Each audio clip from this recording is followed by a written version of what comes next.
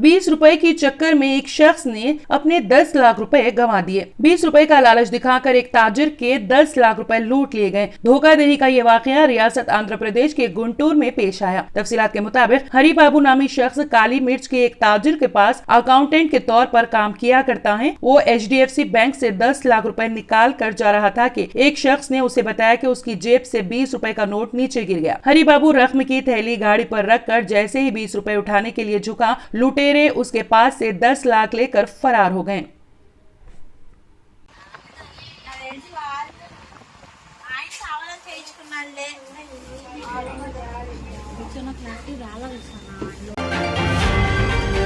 All India Congress committee ने मुजव्वज़ा assembly इंतखाबात के लिए पार्लिमानी हलकों के मुबस्सिरीन का तकर्रुर किया है। जनरल सेक्रेटरी AICC तंजीमी उमूर के C वेणुगोपाल के मुताबिक सदर कांग्रेस मल्लिकार्जुन खड़गे ने मुबस्सिरीन के नामों को मंजूरी दे दी। रुकन कौंसिल प्रकाश राठौड़ को आदिलाबाद का मुबस्सिर मुकर्रर किया गया, जबकि रुकन असेंबली श्रीनिवास माने भुवनगिर, A प्रभु पाटिल साबिक MLC चेवल्ला, प्रसाद अभिया MLA हैदराबाद, करस्टूफर तिलक सेक्रेटरी AICC करीमनगर, आरिफ नसीम खान साबिक वजीर खम्मम, PT परमेश्वर नाइक साबिक वजीर महबूबाबाद, मोहन कुमार मंगलम महबूब नगर, रिजवान अरशद रुकन असेंबली मलकाजगिरी, बसवाराज माधव राव पाटिल साबिक वजीर मेदक, PV मोहन नागर करनौल, डॉक्टर अजय धर्म सिंह रुकन असेंबली नलगुंडा, CD मणिपन secretary AICC Zaheerabad, R Mohan रुकन असेंबली सिकंदराबाद और रविंदर उत्तम राव दिलवी को वरंगल लोकसभा हलके का मुबस्सिर मुकर्रर किया गया है।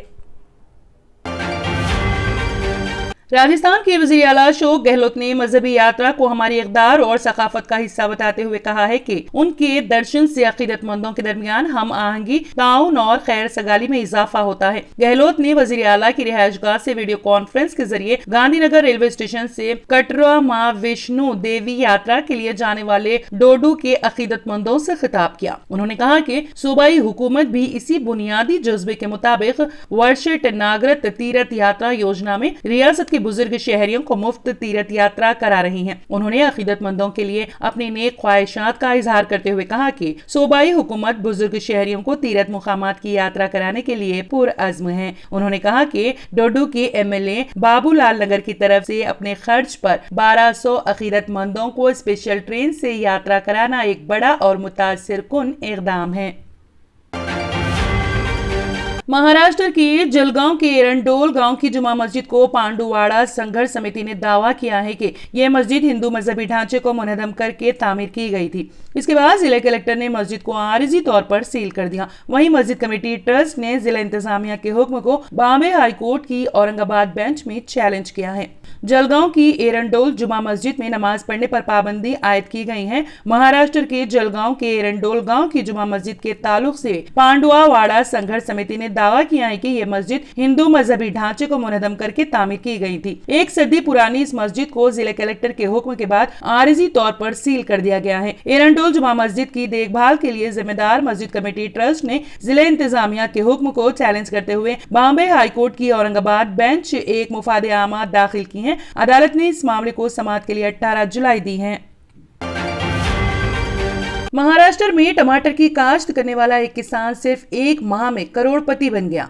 तफसीलात के मुताबिक गुज़िश्ता कई दिनों से मुल्क भर में टमाटर की कीमतों में इजाफा हो गया है और फी किलो टमाटर 150 से 300 रुपए तक फरोख्त हो रही हैं। महाराष्ट्र के पुणे जिले के एक किसान ने एक माह में 13,000 कैरेट टमाटर बेचे और 1.5 करोड़ रुपए कमाए। उसने अपनी 12 एकड़ जमीन में टमाटर की काश्त की। महाराष्ट्र के पुणे जिले के जनार गांव का किसान तुकाराम भागूजी गयाकर ने 1.5 करोड़ रुपए से ज्यादा की कमाई की। तुकाराम भागूजी गयाकर नारायणगंज में टमाटर का एक कैरेट बेचकर एक दिन में 2100 रुपए कमाए। इस तरह उसने कुल 900 कैरेट्स फरोख्त किए, जिससे एक ही दिन में 18 लाख रुपए कमाए। तुकाराम ने अपने बेटे ईश्वर गयाकर और बहू सोनाली की मदद से एक माह में 13,000 टमाटर के कैरेट बेचे। उनके पास 18 एकड़ ज़राई जमीन है। उसने टमाटर की काश्त के लिए 12 एकड़ जमीन इस्तेमाल की। खानदान के मुताबिक वो खादों और कीड़े मार अद्वियात का इस्तेमाल करते हुए अच्छे मियार के टमाटे उगाते हैं। तुकाराम की बहू सोनाली पौधे लगाने, कटाई और पैकिंग जैसे कामों का इंतजाम करती है, जबकि उनका बेटा ईश्वर सेल्स मैनेजमेंट और फाइनेंशियल प्लानिंग संभालता है। गुज़िश्ता 3 माह की मेहनत ने इस खानदान को करोड़पति बना दिया। आज से शुरू होने वाले महाराष्ट्र कानून साज असेंबली के मॉनसून इजलास से पहले एनसीपी में मीटिंग्स का एक नया सिलसिला शुरू हो गया है। पहले अजीत पवार ने अकेले शरद पवार से मुलाकात की और अब अपने हामी एमएलए के साथ मुंबई में वाई चौहान सेंटर से उनसे मुलाकात के लिए पहुंचे हैं। महाराष्ट्र की सियासत में एक बार फिर मुलाकातों का मरहला शुरू हो गया है। अजीत पवार अपने हामी एमएलए के साथ शरद पवार से मिलने पहुंचे। अजीत पवार के चचा शरद पवार के साथ ये मुलाकात असेंबली इजलास के आगाज से पहले अहम समझी जा रही है। महाराष्ट्र के नायब वजीर आला अजीत पवार और अजीत पवार धड़े के लीडर प्रफुल्ल पटेल अपने एमएलए के साथ एनसीपी के सदर शरद पवार से मिलने मुंबई के वाई चौहान सेंटर पहुंचे। अजीत पवार धड़े के लीडर हसन मुशर्रफ और दिलीप वालसे पाटिल भी उनके साथ मौजूद थे।